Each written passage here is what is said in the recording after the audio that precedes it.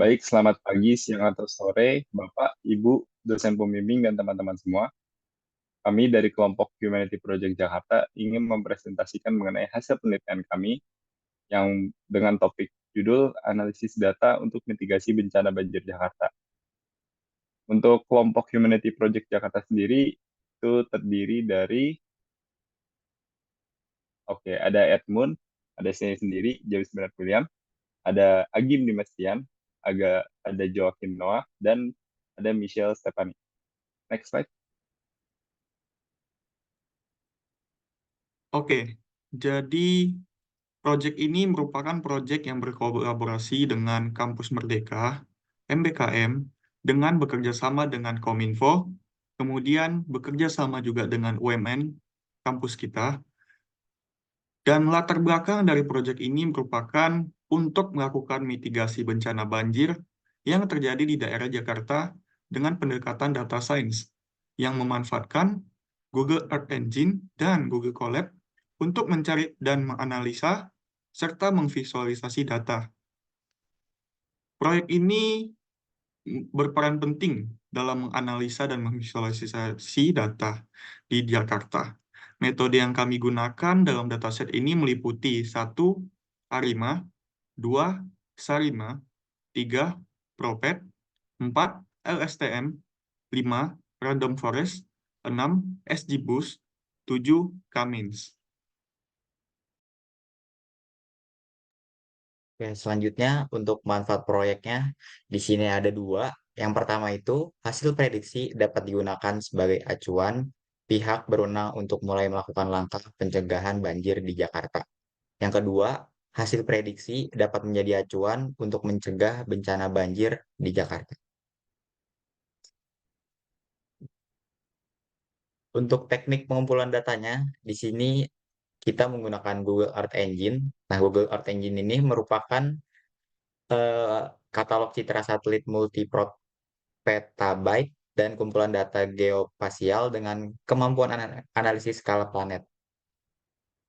Para ilmuwan, peneliti, dan pengembang menggunakan Google Earth Engine untuk mendeteksi perubahan, memetakan tren, dan mengukur perbedaan di permukaan bumi.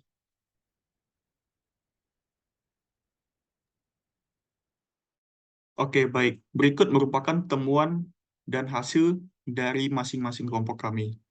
Jadi untuk kali ini merupakan hasil dari Sarima dan Arima. Dengan dapat yang dilihat dengan visualisasi yang pada gambar, bahwa Sarima tersebut memiliki model yang lebih baik karena terlihat juga dari RMSE-nya lebih rendah dibandingkan Arima.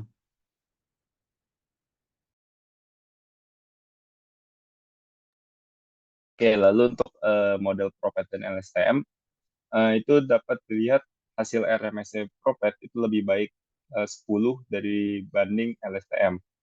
Karena hasil Propet lebih baik, saya melakukan prediksi untuk 12 bulan ke depan dengan data aktualnya, dan didapat gambar yang di plot itu hasil prediksi untuk curah hujan 12 bulan ke depan.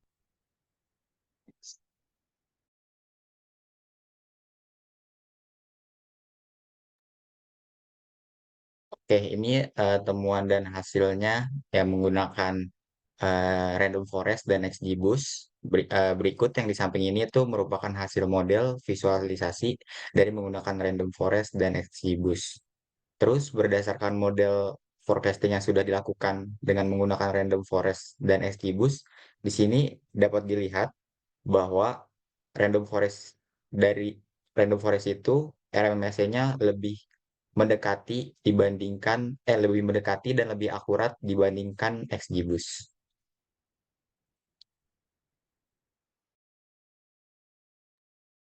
Oke, berikut ada temuan hasil menggunakan time series K-means. Jadi dari grafik yang ditunjukkan, yang merah itu cluster center, dan garis-garis yang scatter ada di sebelah-sebelahnya itu adalah individual series. Dan ini ada beberapa alasan kenapa garis individual series ini tersebar dibandingkan dengan garis cluster centernya, karena ada variabilitas alami, noise, outlier, kompleksitas klaster, inisialisasi klaster, dan jumlah klaster.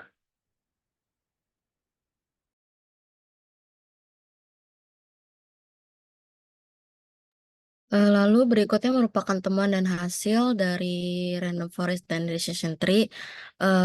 Di setiap node internal dalam decision tree tersebut itu merupakan bulan dan tahunnya. Lalu garis-garis cabangnya itu merupakan satu yang menghubungkan satu node dengan yang lain itu merupakan suatu keputusannya. Lalu decision tree ini juga memberikan secara rinci tentang pengaruh waktu yang berbeda dalam satu tahun pola curah hujan di Jakarta Pusat dengan melihat simpul keputusan dan jalur simpul down precipitation-nya yang tinggi.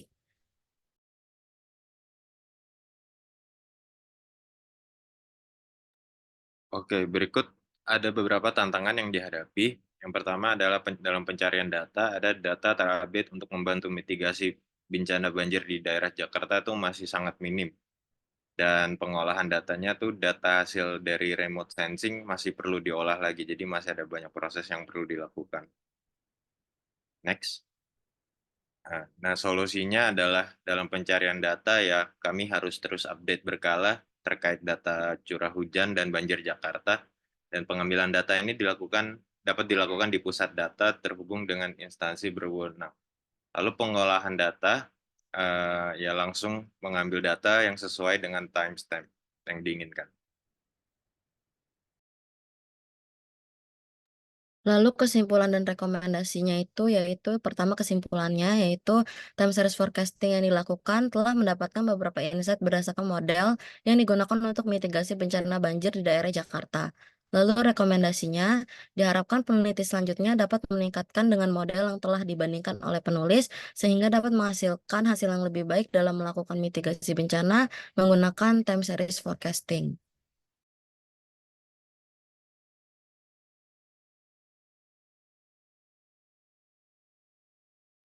Sekian presentasi dari kelompok kami. Terima kasih.